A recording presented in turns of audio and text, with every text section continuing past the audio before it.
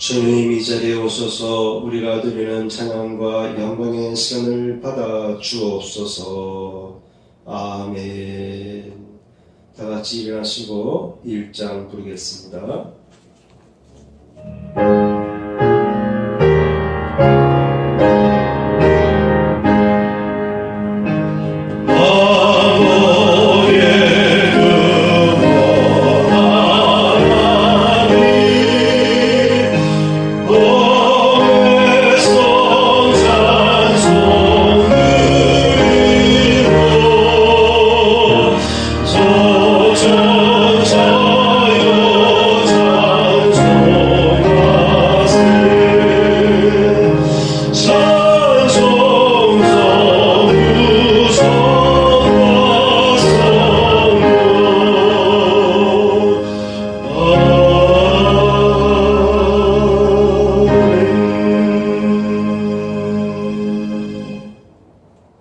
교동문은 30번입니다. 아멘. 자리에 앉습니다. 기도하겠습니다.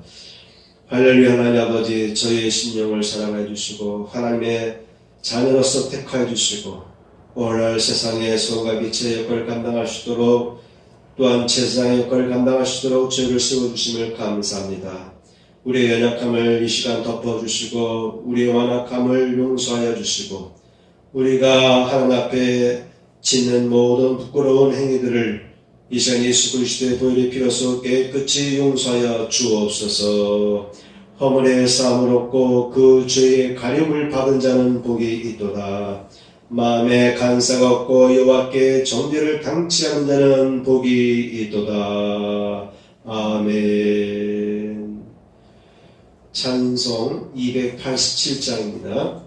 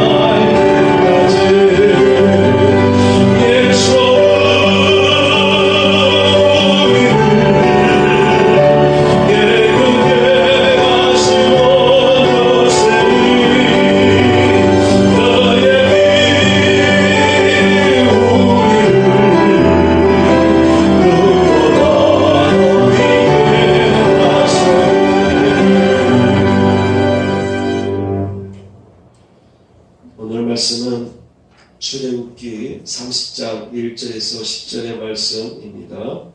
아멘. 말씀 제목을 보겠습니다. 찢고 쳐서 만들라. 예, 오늘은 성막에 필요한 기구들을 만드는 데 있어서 특별한 독특한 개념들이 나와요. 용어들, 단어들이 나오는데 그 용어들 중에서 찢다 라는 단어가 나오고요, 쳐라 라는 단어가 나옵니다. 그래서 찢고 쳐서 만드는 그러한 내용들에 관해서 살펴보겠습니다. 오늘은 마침 마틴 루터의 종교개혁 기념하는 주일인데 504주년이라고 합니다. 그래서 오늘 말씀을 전함에 있어서 잠깐 종교개혁에 관해서 나누고 오늘 본문 내용을 전하도록 하겠습니다. 1517년 10월 31일입니다. 마침 오늘입니다. 비텐베르크 교회 정문 앞에 95가지의 항의문을 작성해서 거기에 붙여놨어요. 이때부터 논쟁이 시작되면서 독일 내에서 종교적인 개혁운동이 활발하게 일어나기 시작한 것입니다.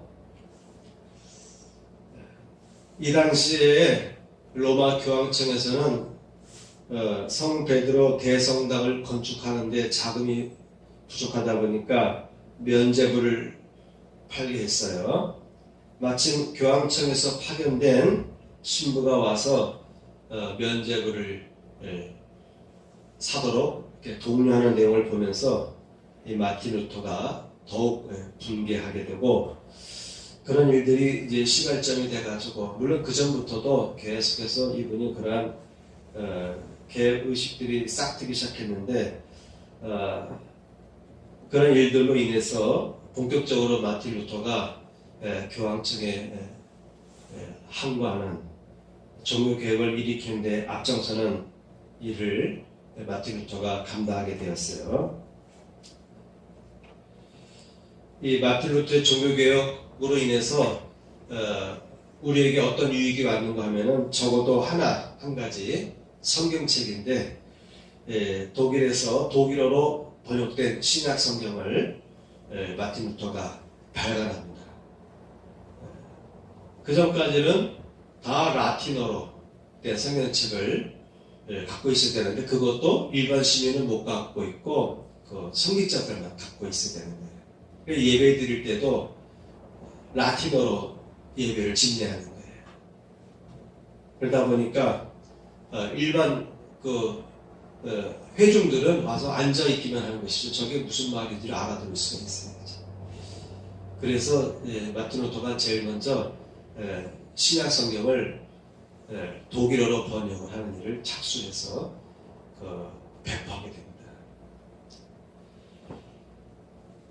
마틴 루터와 거의 동시대라고 할까요? 동시대에 활동하던 그 종교개혁자들도 있었습니다. 특히 스위스 쪽에서 쥐리히와 제네바에서 두 사람이 종교개혁을 위해서 활동하게 되었는데, 쯔빙글리라는 분이 쥐리히에서, 그리고 제네바에서는 칼빈이 종교개혁을 위한 시도를 하고 있었습니다. 물론 마틴 루터가 앞섰던 것은 사실이고, 그런데 마틴 루터보다도 100년 전에도 지금의 체코 프라하에서 종교개혁 운동이 일어납니다. 이러한 종교개혁의 운동으로 인해서 자국 언어로 예배도 드릴 수 있게 되었고, 또 오늘날 모든 사람이 성경책을 소유할 수 있게 되었고, 이러한 종교개혁 운동의 근본 정신은 뭐냐면 성경으로 돌아가자. 성경에 써있는 말씀대로 우리가 돌아가야 된다. 성령 중심의 삶을 살아야 된다. 그래서 성경으로 돌아가자. 또는 초대교회의 모습으로 돌아가자. 이런 운동이 종교개혁 운동이다라고 여러분 이해하시면 되겠습니다. 교회도 스스로 개혁하지 못하고 세속의 흐름에 뒤섞이다 보니까 중세의 암흑기가 올 수밖에 없었고, 그런 와중에 이런 종교개혁자들의 헌신을 통해서, 목숨을 건 헌신입니다. 그러한 종교개혁을 위한 그들의 헌신을 통해서 오늘날 전 세계 모두 크리스찬들이 이렇게 자유롭게 예배 드릴 수 있게 되었다. 이러한 종교개혁의 정신의 근본은 뭐냐면 성경으로 돌아가자. 성경 말씀이 기록된 대로만 우리가 믿고 성경에서 가르친 대로만 살자. 여기에 자꾸 인간적으로 붙이고 어떠한 절기를 만들고 또 우상 숭배하고 또 이런 면제부 팔고 이러한 일들을 우리가 해서는 안 된다. 오직 하나님 말씀만이 중심이 되어야 된다. 교황이 중심이 아니라 하나님 성경 말씀이 우리 신앙생활의 중심이 되어야 된다. 이러한 운동이 일어나는 것이죠. 이렇게 교회도 스스로 개혁하지 못하면 썩게 되는 거예요. 자, 오늘 우리 현실을 바라볼 때 저는 참 요즘에 전 세계적인 상황을 보면서 걱정이 드는 바가 있어요. 오늘처럼 이렇게 정보통신이 발달돼서 누구나 다 핸드폰을 가지고 모든 정보를 소유하고 소통하는 이런 시대 아닙니까? 시민들이 국가에 소속된 백성들이 지구 반대편에서 일어난 사건들, 그러한 그 내용들을 다 핸드폰으로 검색하면 다 접할 수 있는 이런 시대예요.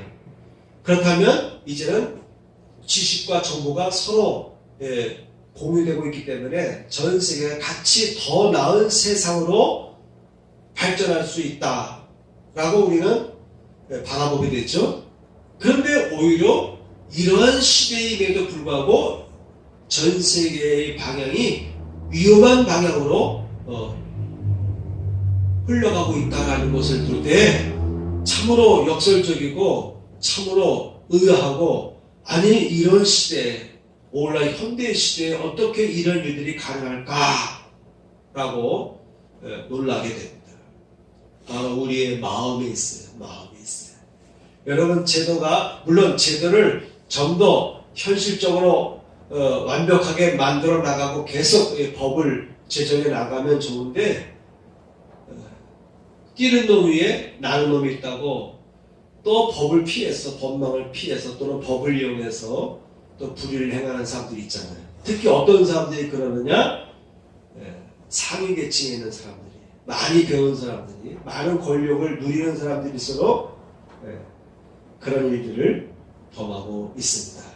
또 국가 간에도 서로 알력이 생기다 보니까 앞으로 또한 큰 전쟁이 벌어질 수밖에 없는 그런 위태위태한 상황이 벌어지고 있어요.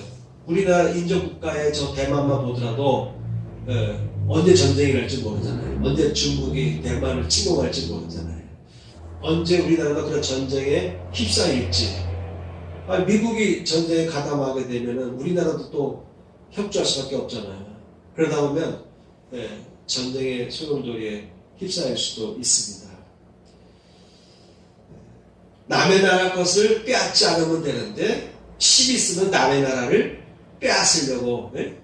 그래서 요즘에는 영토에 대한 그 타격보다는 해양에 대한, 바다에 대한 주권을 더 주장하고, 그래서 조그만한 그 암초만 있으면 거기에다가 막 콘크리트 부어가지고 거기다가 인공섬을 만들어내고, 그래서 여기까지 우리나라 땅이다 이렇게 하다 보니까는 이제 바닷길이 함부로 쉽게 갈 수가 없어요. 그 나라 사람들이 암초를 육지화 시켜버리면 그 나라의 영토가 되니까 또 그 나라의 또 간섭을 받아야 되고, 이런 것 때문에 이제 해양 영토 확장 때문에 바닷가에서는 계속해서 강대국들의 구축함도 띄우고 항공모함도 띄우고 잠수함도 띄워서 우리가 볼 때는 조용한 것 같은데 도의자작에 계속해서 이 바닷속에서는 서로 간에 정보전이 일어나고 있지 않습니까? 이런 시대에 각 국가도 마찬가지죠. 다 알만한 사람들, 다 성인인 사람들인데도 불구하고 의견이 하나가 되질 못해요. 그렇죠? 의견이 하나가 되질 못해요. 의견이 하나가 되어야만 더 잘못된 것을 고치고 수정해서 더 나은 길로 나아가야 되는데, 토론하는 것을 보면은 계속 자신의 잘못된 논리와 기반을 고치려고 하질 않아요. 무조건 집단적으로 거부하고 항거하면은 일반 시민들 입장에서 볼 때는 저 사람들도 나름대로 논리가 있네, 이렇게 받아들이게 되는 거예요. 그래서 현대인들은 다 누구나 컴퓨터 넘어서 이제는 뭐 태블릿도 넘어서 핸드폰 하나만 있으면 모든 정보를 다 소유할 수 있음에도 불구하고 현대인들이 가짜 정보에 넘어가잖아요. 가짜 뉴스, 가짜 정보, 이런 것들을 전달하는 또한 그 유튜브들을 통해서 일반 시민들이 거기에 이렇게 속고 넘어가게 돼 있어요. 참 아이러니한 거예요. 모든 사람들에게, 모든 시민들에게 정보가 이렇게 공개되었는데 그 와중에도 거짓된 정보에 속아 넘어갈 수밖에 없는 그런 시대에 우리가 살아갑니다. 그렇기 때문에 우리들이 나라가, 민족이, 국가가, 전 세계가 끊임없이 진실하게 개혁을 하며 나아가지 않으면 안 되는 것이죠. 아무리 좋은 제도가 형성돼서도 순간에 독재자가 나올 수가 있는 거예요. 독재자가 나와서 법을 싹 바꿔버리면 또 어둠의 세상이 될 수밖에 없는 그런 시대에 우리가 살아갑니다. 자, 그래서 나라와 또 교회들도 마찬가지고 끊임없이 하나님 말씀 안에서 하나님 뜻대로 하나님의 뜻을 이뤄나가기 위한 개혁을 이뤄나가야 된다. 오늘은 그런 삶을 위해서 개인이 초점을 두고 개혁을 해나가야 된다. 성도 한 사람 한 사람도 자기 스스로 뼈를 깎는 자기 개혁의 삶을 살지 않으면 제대로 된 그리스도의 삶을 살아갈 수가 없다라는 것을 전하려고 합니다. 여러분, 성경이 가르치는 삶을 회복하고 추구하기 위하여서 먼저 우리가 추구해야 될 것은 무엇이냐? 바로 영적인 가치관을 바로 세워야 된다고 하는 것입니다. 기독교적인 관점에서의 이 가치관, 영적인 가치관을 바르게 세워야 된다는 것이죠.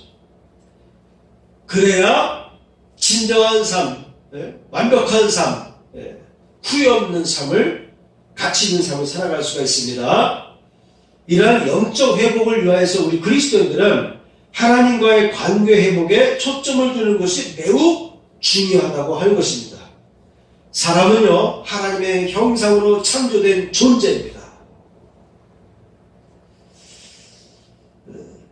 우리나라의 고대 사를 연구하는 분들이 자부심을 갖는 게 뭐냐면, 우리 민족은 천손이 다스리는 민족이다. 뭐 한운, 단군 등등의 이런 이야기, 역사 이야기를 통해서 천손, 하늘에서 내린 자손이 다스리는 나라다라는 자부심을 갖고 있는데요.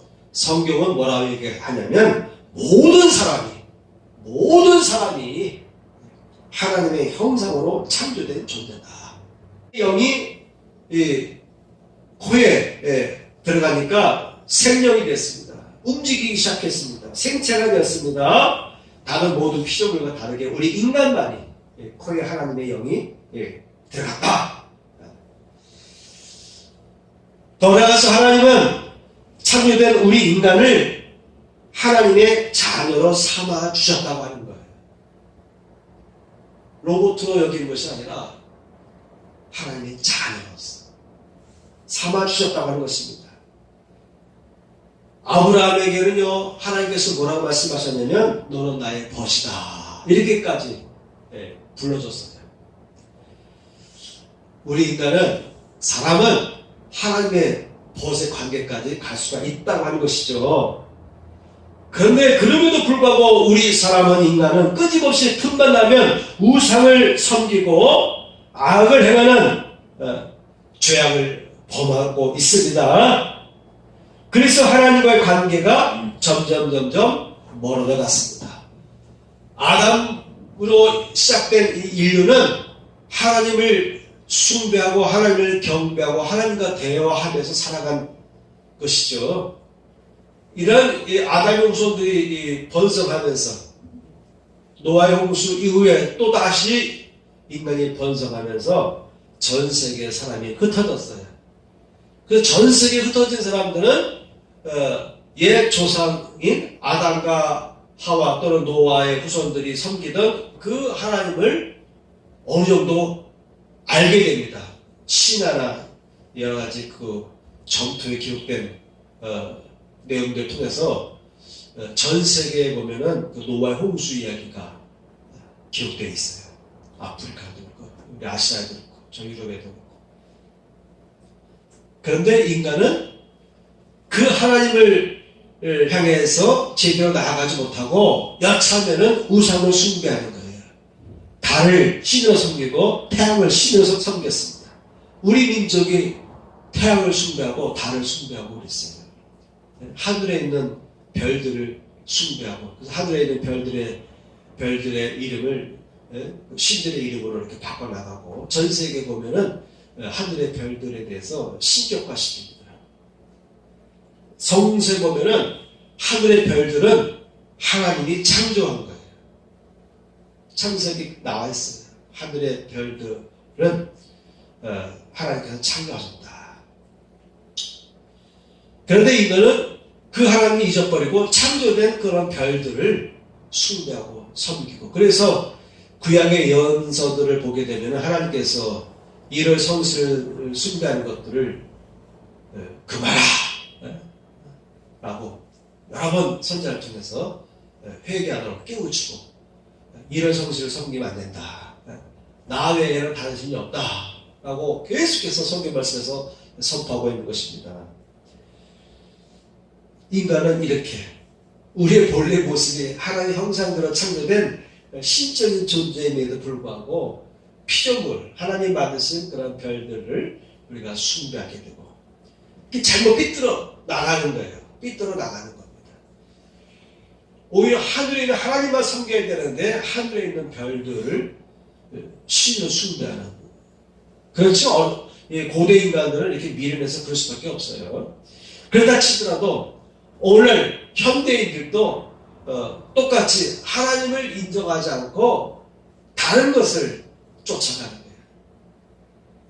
우리 인간은 하나님과 가까이 갈 때 행복해지고 하나님과 하나가 될 때 참된 삶을 누릴 수 있습니다. 그런데 현대인들은, 고대인들은 하늘의 별들을 의지했다라고 한다면 오늘날 현대인들은 세상적인 것을 따라가는 것이죠. 돈을 따라가고 권력을 따라가고 여러 가지 이상적인 부와 행복을 추구하는 데에 모든 것을 거기에 가치 기준을 두고 그것을 향해서 따라가는 거예요. 그런데 성경은 뭐라고 말씀하냐면 하나님과의 관계가 제대로 될 때는 모든 삶에 행복이 온다는 거예요. 그런데 하나님과의 관계가 깨어질 때 모든 불행은 발생하기 시작한다는 것입니다. 하나님은 우리와의 관계가 늘 건전하게, 바르게 회복되고 유지되기를 원하십니다. 그래서 구약시대에는 성막제사를 통해서 하나님과의 관계가 회복되고 유지되도록 해주셨습니다. 오늘은 성막제사와 관련된 몇 가지 용어들을 살펴봄으로써 하나님과의 관계 회복에 있어서 유의해야 할 점들이 무엇인지에 관해서 오늘 본문을 참고하면서 말씀을 전하려고 합니다. 더 나아가서 시간이 되면 다윗의 기도를 살펴보면서 시편 51편을 살펴보면서 다윗이 얼마나 하나님의 관계를 회복하기 위해서 노력했는지에 대해서 살펴보면서 가장 중요한 것은 하나님의 관계를 회복하는 것입니다. 이런 내용들을 전하려고 합니다. 하나님은 모세에게 성전에서 사용될 기구들을 만드는 방법들을 구체적으로 가르쳐 주셨습니다. 지성소에는 법궤가 안치되어 있습니다. 법궤가 안치되어 있는데 그 법궤 위에는 천사가 날개 달린 두 천사가 있어요. 그 날개 달린 천사를 성경에는 그룹이라고 표현되어 있습니다. 두 그룹이 서로 날개를 마주하여 이 법궤를 덮도록 되어 있어요. 그런데 이 법궤나 그룹뿐만 아니라 성막에 사용되는 모든 기구들은 금으로 덮거나 금으로 만들도록 하나님께서는 명하셨습니다. 그래서 오늘은 다른 우리가 살펴보지 못하고 이 법궤 위에 감싸고 있는 두 그룹을 금으로 쳐서 만들라라는 내용과 그리고 법궤를 가리고 있는 같은 바깥쪽에 향단이 있고 그리고 좌우에는 떡상과 또 등대가 있어요. 그래서 향단과 등대에 관해서도 잠깐 말씀을 나눠보도록 하겠습니다. 자, 첫 번째 성막을 만드는 데 있어서 일단은 조형물들을 만드는 데는 조각나무를 잘라서 틀을 다 만들었습니다. 그런 다음에는 그 나무 위에 금을 바르도록 하나님께서 명령하셨어요. 성막기구는 대부분 금으로 만들도록 되어 있어요. 금으로 덮거나 금으로 만들도록. 저는 이 성경 말씀을 보면서 다시 한번 감동하는 것은 여러분 시간이 흐르면은요, 그 가치관이 달라지죠. 돈에 대한 기준이 달라지죠. 그죠? 예전에는 우리나라 돈이 위력을 발휘하지 못했어요. 그래서 항상 외국에 나갈 때는 달러를 바꿔서 나갔어요. 우리나라 돈을 쳐주지 않으니까 달러로 환전해서 외국 나가서 물건을 사게 됐습니다. 전 세계에 나갈 때. 또 유럽이 또 하나 되다 보니까 유로화를 또 환전해서 유로화를 가지고 유럽 지역을 여행할 때 돈을 쓸 수밖에 없었어요. 이렇게 돈도 시대와 상황에 따라서 달라집니다. 그죠? 그런데 고대나 오온라인이나 변치 않는 가치 금속이 있어요. 금이라고 하는 거 아니겠습니까? 금. 고대에는 금을 귀하게 여겼다고 칩시다. 근데 시간이 흐르다 보면은 금은 이거 아무것도 아니에요. 금보다 더 좋은 것들이 많으니까 더 좋은 다른 금속들을 또한 이렇게 현금화하는데 기준으로 둘 수도 있잖아요. 그런데 오늘날도 금값이 대단히 중요합니다. 오히려 달러보다도 유로화보다도 우리나라 돈보다도 더 소중한 게 있다면 금덩어리예요. 금덩어리는 모든 나라에 공통으로 가치 있게 현금화시킬 수 있는 것이다. 금입니다. 하나님께서는 금을 사용하라고 말씀하셨어요. 금의 특징이 뭡니까? 성경 말씀 보면은 금으로 만드는데 순금으로 만들라고 되어 있어요. 순금입니다. 순금. 정금 또는 순금입니다. 불순물이 하나도 들어가지 아니한 상태의 순수한 정금만 사용하도록 하나님께서는 명령하셨어요. 불순물이 없는 거죠. 찌꺼기가 없다라는 것입니다. 그 금덩어리 속에는 아연도 없어야 되고 은도 없어야 되고 철 성분도 없어야 되고 하여튼 찌꺼기 불순물이 하나도 없는 상태까지 정제된 것이 순금입니다. 하나님의 성막에 쓰여지는 기구들은 이런 순금으로 덮거나 순금을 쳐서 만들라고 하나님께서 명령하신 거예요.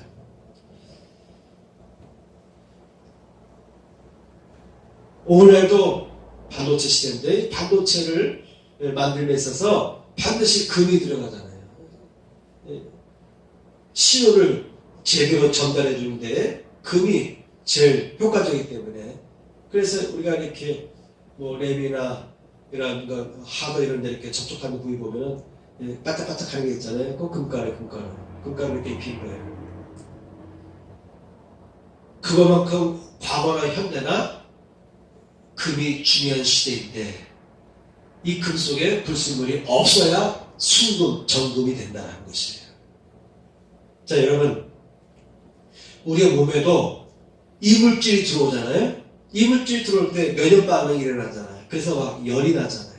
뭐 아프기도 하고. 면역 반응이 일어나는 것입니다. 내 몸속에 내 몸과 맞지 않으면 여러 가지 꽃가루가 들어오니까 알레르기 반응이 나서 막 콧물 나오기도 하고 막 그러잖아요. 우리의 몸도 원래 우리 인간이 갖고 있어야 될 물질이 아닌 내 몸에 해를 끼치는 물질이 들어오게 되면 내 몸에 병을 일으키고, 또 내 몸 안에서 이런 물질들을 물집해서 막 면역 반응이 일어나는 겁니다. 하나님은 우리 인간에게 있어야 될 순수한 그 물질만 우리 몸속에 있길 원하셨어요. 그렇게 창조하셨어요.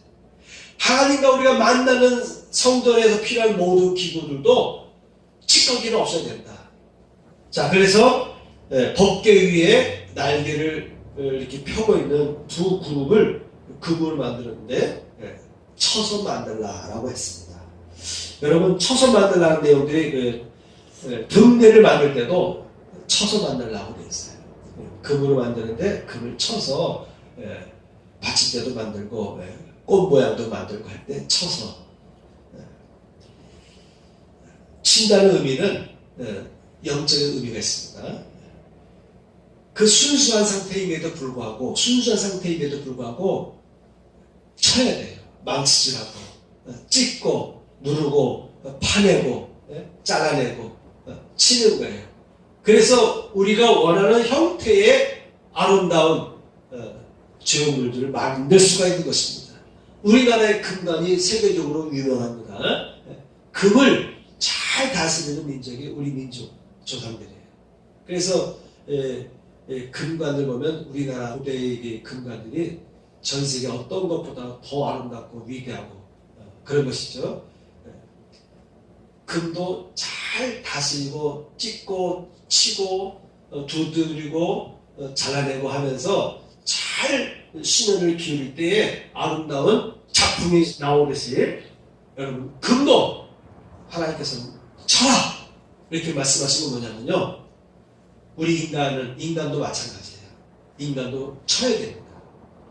자꾸 단도리를 치고 때에 따라서 매도 맞고 때에 따라서는 이렇게 지적도 당하고 때에 따라서는 아픈 것도 끄집어내고, 이런 일들을 자꾸 경험할수록 사람은 건강해지고요, 잘못된 것을 바꿀 수가 있는 거예요. 더 강해지는 것입니다. 더 업그레이드 될 수 있는 것입니다. 그죠? 요즘에 뉴스에서 나오는 것이 뭐냐면은, 우리가 마스크를 잘 써가지고 감기에 안 걸리기 때문에 이제 2년차잖아요. 이번 겨울을 넘기려면은 예방접종을 맞아라, 독감접종을 맞아라, 이렇게 말하는 거예요. 왜냐면 그동안 우리가 1, 2년 동안 감기에 안 걸려봤기 때문에 감기 걸리면 심해진다 이 소리죠. 그러니까 감기도 계속 1년에 두세 번씩 왔다 가야만 새로운 감기균이 와도 내 몸에서 항체가 유지돼서 감기가 싸워 이기는데, 마스크 써서 한 1, 2년 동안 감기를 안 걸리니까 혹시 잘못돼서 감기균이 섞여가 버리면은 우리 몸에 그만큼 어려움을 당한다. 그런 이야기들을 얘기하더라고요. 사람도 마찬가지입니다. 사람은 저절로 형성되는 것이 아니에요. 사람의 인격은 저절로 형성되는 것이 아니에요. 걷는 것도 깐난하기 때부터 끝없이 기어다니고 엎어지고 그러면서 10달 만에 12개월 만에 병을 짚고 일어나는 것처럼, 공부라고 하는 것도 우리나라 사람들 초등학교 때부터 영어 가르치는데 대학원 때도 공부할 때 논문 쓰기 위해서 원서들을 읽고 그 원서 내용들을 이렇게 인용하기도 하면서도 미국인과 대화할 수가 없어요. 영어로 대화할 수가 없어요. 그렇게 노력해서 또 영어로 대화하는 게 그렇게 쉬운 게 아니다이라는 것이죠. 요즘에 대만이 좀 이렇게 중국과 이렇게 아주 긴장 관계에 있다 보니까 이런 내용들이 나오더라고요. 대만의 젊은이들이 딸기 세대래, 딸기 세대. 그 왜 딸기 세대냐 했더니 너무 곱게 키워가지고 오냐 이렇게 키우다 보니까 얘들이 그 스트레스를 감당 못하는 거예요. 그래서 대만 젊은이들이 뭐 4개월 동안 군대 생활을 하는데 얘들에게는 그 어떤 강인한 의지력이 없다. 쉽게 말하면 군대가 개판이다. 아프가니스탄이랑 별다름 없을 것이다. 정신력이 그렇다는 거예요. 그렇게 걱정하는 투로 딸기 세대라는 얘기를 하더라고요. 딸기 군대. 사람도 아무리 내가 순금으로 준비했다 할지라도 필요한 부분을 파야 될 부분은 파야 되고, 잘라야 될 부분은 잘라야 되고, 두드려서 펴야 될 부분은 펴야 되는 것이, 그런 과정을 거쳐갈 때에 놀라운 작품들이 나오는 거 아니겠습니까? 성경에서 두드려 쳐라 라는 말은 그런 의미라고 여러분 보시기 바랍니다. 그래서 신앙생활 할 때 나는 깨끗해, 나는 뭐 걱정 없어, 나는 남에게 뭐 해끼치지 않아 라고 하는데 그거 갖고 안 되는 거예요. 연단이 필요합니다. 연단. 두드려 맞기도 하고, 납작해지기도 하고, 교만을 깨뜨리기도 하고, 너무 웅크려진 부분이 있으면 거기에 도려내기도 하고, 그래서 금을 쳐서 금을 만들어라, 등대를 만들어라. 그럴 때 아름다운 등대가 형성되는 것입니다. 꽃 모양이 형성되고. 자, 두 번째입니다. 오늘 본문에는 없지만 등불에 사용되는 감람류를 만들 때에 감람나무 열매를 통해서 기름을 만드는데 성경에 보면 짜라라고 되어 있어요. 찢다, 짜다라는 단어로 사용해서 기름을 만들어라 이런 내용이 나옵니다. 하나님께서 그렇게 가르쳐 주는 거예요. 감람나무로 기름 만들 때 짜라 또는 짜라, 찢다 이렇게 성경에 그렇게 되어 있습니다. 그렇게 해서 순수한 기름을 만든 다음에 그 기름만 사용해서 성전 앞에 있는 등대의 등불을 켜는 데 필요한 기름으로 사용하라. 이렇게 하나님께서는 모세에게 명령하셨습니다. 또 분향할 제단이 있거든요. 아까 얘기한 대로 성막의 맨 앞쪽에는 법궤가 있는데 법궤를 이렇게 가리는 커튼이 있어요. 커튼 바로 앞에 분향단이 있습니다. 분향단을 보게 되면은 이 분향단에서 향을 사르게 돼 있어요. 향을 살라서 하나님께 영광을 돌리는 것입니다. 이 분향단도 금으로 만들게 돼 있어요. 그리고 이 사각형의 내 모퉁이의 고리를 만들라. 금으로 만들어요. 금으로 만드는데 이것도 이 고리도 쳐서 주물로 이렇게 부어서 만드는 것이 아니라 쳐서 만들라라고 되어 있어요. 그 고리에 금고리에 채를 껴가지고 레위인들이 어깨에 메고 움직이면서 다른 곳으로 운송해 갈 때 그렇게 채를 그 고리에 끼게 돼 있어요. 그래서 어깨에 메고 이렇게 또 들거나 어깨에 메서 다른 곳으로 이주할 때 쓰게 되는데 그 금고리도 금으로 만들 때 주물로 이렇게 녹여서 부어서 만드는 것이 아니라 쳐서 만들라라고 성경에 되어 있습니다. 이렇게 해서 하나님은 쳐서 만들라는 말을 했는데 왜 쳐서 만들라 했을까? 다시 한번 내가 아무리 순수한 금덩어리 할자도 찌꺼기 없는 순금이라 할자도 때에 따라서는 두드려서 펴기도 하고 또 잘라내기도 하고 또 오므리기도 하는 이런 것이 필요하다. 우리 인간의 그 영성도, 우리 인간의 인격도 그런 과정을 통해서 성숙한 인간이 되는 거예요. 자, 이제 마지막 한 가지입니다. 가슴을 베라라는 것입니다. 선망이라는 것은 뭐냐면 하나님 앞에 나와서 죄를 회개하는 것입니다. 회개할 때, 우리의 죄를 회개할 때 그 죄를 용서해주는 그런 것이 바로 선망입니다. 또 하나님 앞에 영광을 돌리는 감사의 번제를 드리는 것도 이 선망과 선망들에서 벌어지는 모든 제사 행위가 되겠습니다. 특히 제사에 있어서 회개가 중요한데, 성경에 보면은 속죄에 관한 이야기들이 많이 나옵니다.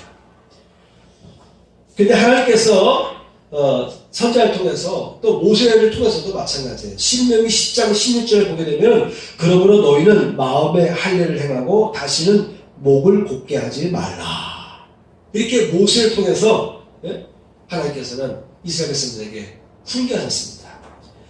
하나님의 백성이 되려면 다 아브라함의 자손은 다 할례를 행해야 된다는 것을, 그래서 다 할례를 행했습니다. 자, 할례를 행했기 때문에 다 우리는 아브라함의 자손들이다 라고 이제 그들이 여기게 했는데, 근데 행식이 아브라함같이 살지 않는 거예요. 아브라함처럼 하나님을 온전히 믿고 따라가지 않는 것입니다. 의로운 길을 걸어가지 않는 거예요. 하나님과 동행하는 삶을 살지 않는 거예요. 그래서 하나님께서는 모세에게 강조하신 것은 뭐냐면 너희는 마음에 할례를 행하고 다시는 목을 곧게 하지 말라. 네? 하나님 앞에 우리가 고개를 숙여야 되는 거예요. 고개를 뻑뻑하게 쳐들고 구부러지지 않는 거예요. 네. 교만을 의미하는 거죠. 하나님 앞에 우리 인간이 자꾸 교만해지는 거예요. 고개를 빳빳이 세우고. 네. 그래서 너희는 할례를 행하는데 마음의 할례를 행해라. 할례의 의미는 우리가 피를 흘려서 용서받았다는 것을 의미하는 거거든요. 그러려면, 그런 하나님의 자녀로서 회복되려면 마음도 바뀌어야 되는데 마음을 안 바뀌고 어릴 때 나온 지 8일 만에 할례 행한 것 때문에 자녀야 하나님의 아들들이야 이렇게 얘기한다는 것이죠. 근데 행동은 하나님의 자녀로서 살지 않는 거예요. 오늘 현대 교회도 교인들이 교회를 다니는데 교인같이 생활을 안 하는 거예요. 이것이 문제예요. 그래서 마음의 할례를 행하라.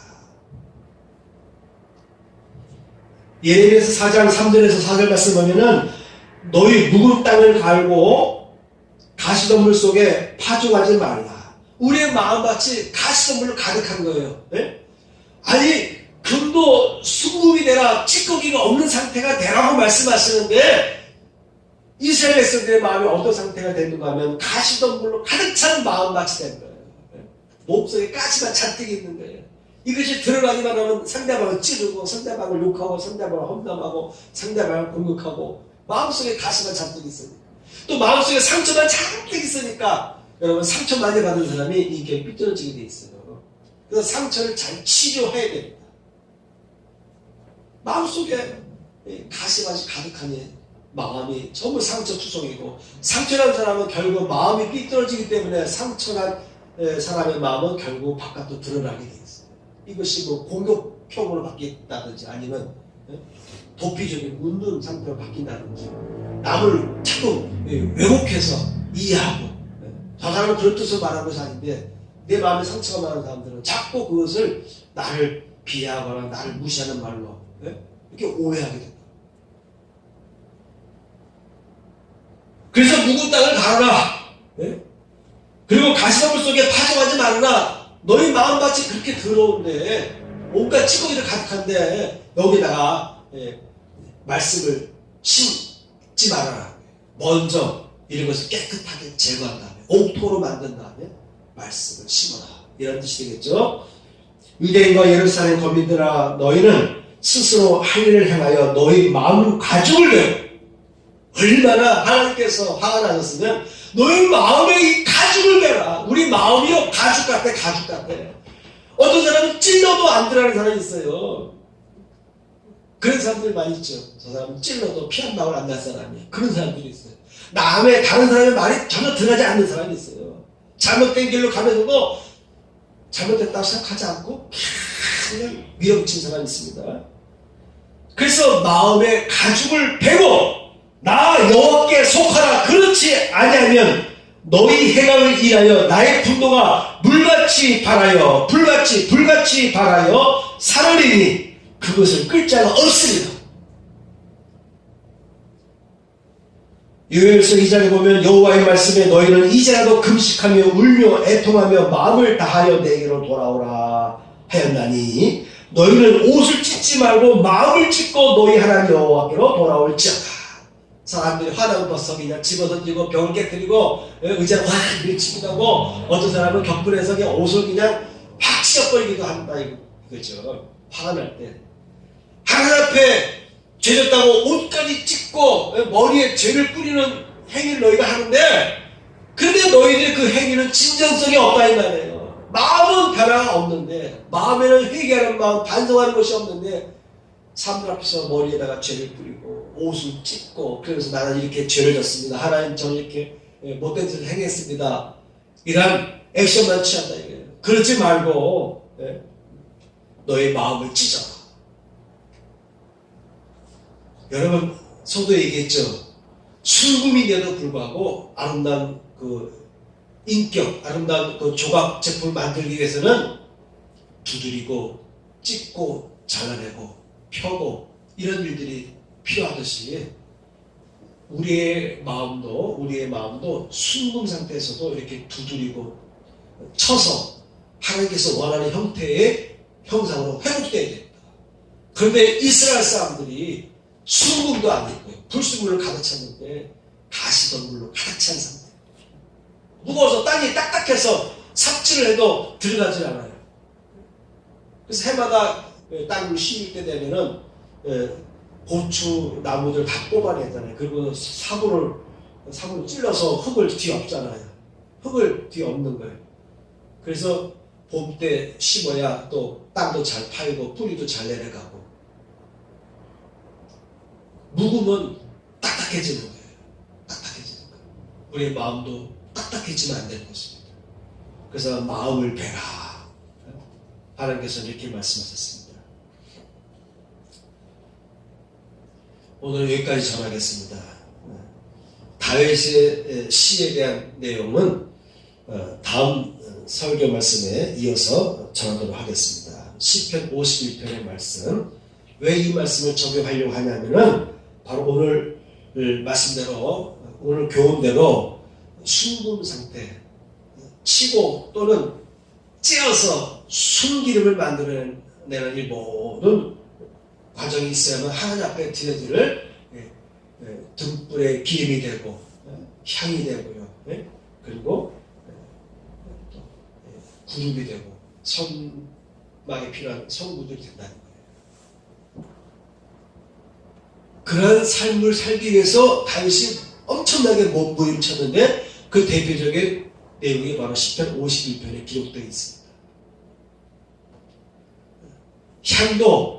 향도 여러 가지 좋은 향들을 모아서 섞은 다음에 찢다 이렇게 뭐라 그러지? 절구통에 놓고 이렇게 깨트리는 상태. 그럴 때 감람 열매에서 순전한 기름이 나옵니다. 향도 이렇게 찢다. 절구로 이렇게 찢는 거예요. 깨트리는 거예요. 깨트릴 때 향이 골골, 이 향 덩어리도 골고루 곱게 갈아지고 거기서 또 고운 향이 나오는 거예요. 그래서 하나님 앞에 쓰여지는 여러 가지 제사에 필요한 그 도구들이나 재료들 보면은 찢다, 깨트려라, 부수려라, 터트려라, 또는 금속일 때는 쳐서 그런 말들이 나오는 것이죠. 여러분의 마음이 온유해지기 바랍니다. 두드리거나 또한 찢거나 깨트릴 때에 순수하게 깨어지고 녹아지고 그래서 여러분 심령 속에서 진짜 순결한 기름이 나오길 원하고 또 여러분 속에서 진짜 하나님 앞에 향기로운 향이 흘러나오길 바랍니다. 그런 죄를 통해서 하나님 앞에 영광 돌리는 사람 되시기 바랍니다. 아멘. 찬양 한 곡 부르고 마치겠습니다. 주님 뜻대로 살기로 했네. 여러분, 깨끗한 상태, 그리고 하나님이 뭐라고 말해도 순종하는 상태가 바로 깨어지는 상태입니다. 깨어지는 상태. 그런 상태가 왜 되어야 되느냐? 다음 주 말씀에 나오겠지만 모든 문제가 해결돼요. 치유의 역사가 나타나고요. 하나님과의 관계가 회복됩니다. 관계가 회복돼요. 하나님과의 관계 회복되면 모든 문제가 풀리기 시작합니다. 하나님의 자녀로서의 권세가 나타나게 되고 하나님의 자녀에게 주어지는 축복을 누릴 수 있게 됩니다. 주님 뜻대로 살기로 했네. 주님 뜻대로 살기로 했네. 주님 뜻대로 살기로 했네. 뒤돌아서지 않겠네. 세상 던지고 세상 던지고 십자가 보내. 세상 던지고 십자가 보내. 세상 던지고 십자가 보내. 뒤돌아서지 않겠네. 주님 뜻대로 살기로 했네. 주님 뜻대로 살기로 했네. 주님 뜻대로 살기로 했네. 뒤돌아서지 않겠네. 이 세상 사람 날 몰라줘도, 이 세상 사람 날 몰라줘도, 이 세상 사람 날 몰라줘도 뒤돌아서지 않겠네. 세상 던지고 십자가 보내. 세상 던지고 십자가 보내. 세상 던지고 십자가 보내. 뒤돌아서지 않겠네. 위탁의 말씀 교독합니다. 주님은 나의 죄를 속하기 위하여 십자가에서 대신 죽으셨습니다. 주여 내 죄가 사하여졌습니다. 주님은 채찍에 맞으셨습니다. 제가 치료를 받았습니다. 아멘. 가슴에 손 얹고 부부기도 올리도록 하겠습니다. 할렐루야. 하나님 아버지, 오늘도 하나님께 드려지는 귀한 예물이 있습니다. 드리는 속결마다 복을 주시되 11절 드리는 가정마다 11절 복이 임하게 하여 주시고, 감사와 주의 예물로 드리는 속결마다 합당한 귀한 복이 임하게 하여 주옵소서. 이제는 우리 구주 예수 그리스도의 은혜와 하나님 아버지의 극자신 사랑과 성령님의 감동감화 역사하시니 이전에 찬양 성도들 위해 함께 하시기를 축원하옵나이다. 아멘.